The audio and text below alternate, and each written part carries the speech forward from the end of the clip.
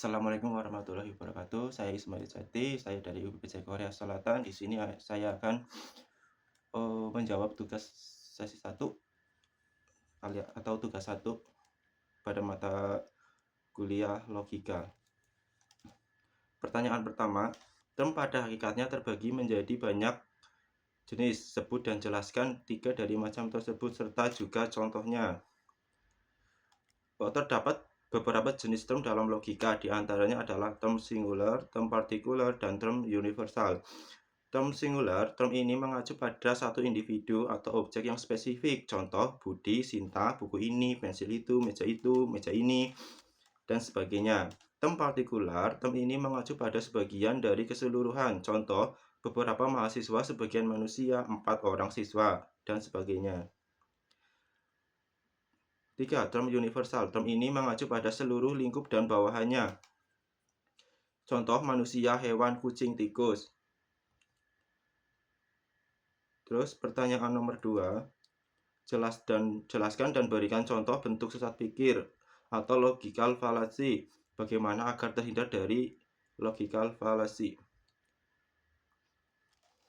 Sesat pikir adalah kesalahan dalam proses penalaran atau berargumen. Kesalahan ini bisa berupa penggunaan bukti yang tidak relevan, logika yang salah, atau manipulasi bahasa untuk mengelabui lawan bicara.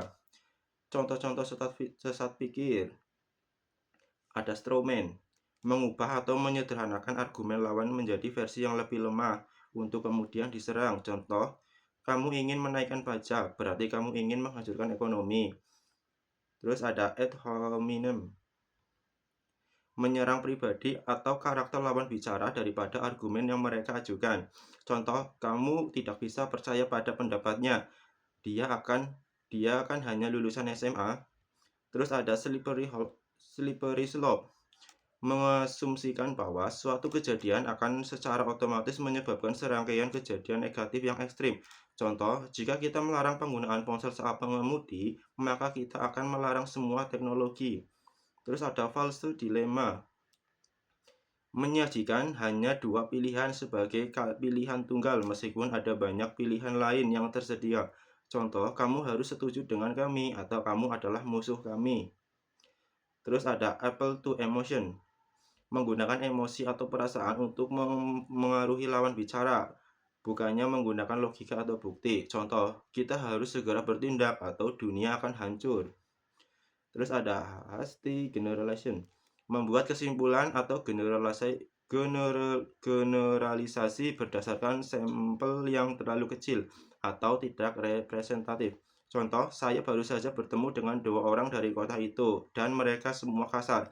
Jadi semua orang di kota itu pasti kasar. Terus ada circular reasoning, menggunakan kesimpulan sebagai bukti untuk kesimpulan itu sendiri. Contoh, Allah itu ada karena kitab suci, dan kitab suci itu benar karena datang dari Allah. Terus cara menghindari sesat pikir, berpikir kritis, analisis berargumen dengan seksama, cari bukti, dan jangan mudah percaya pada klaim yang tidak didukung oleh bukti. Terus ada cari bukti, jangan bergantung pada asumsi atau generalisasi yang tidak terbukti. Terus ada identifikasi sesat pikir, belajar mengenali berbagai jenis sesat pikir dan bagaimana cara mereka digunakan.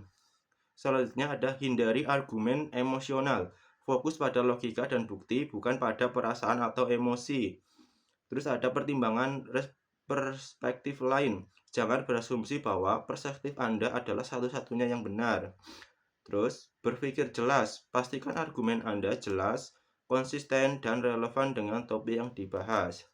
Dengan memahami dan menghindari sesat pikir, Anda dapat membangun argumen yang lebih kuat dan logis dan persuasif. Terima kasih. Sekian dari saya. Wassalamualaikum warahmatullahi wabarakatuh.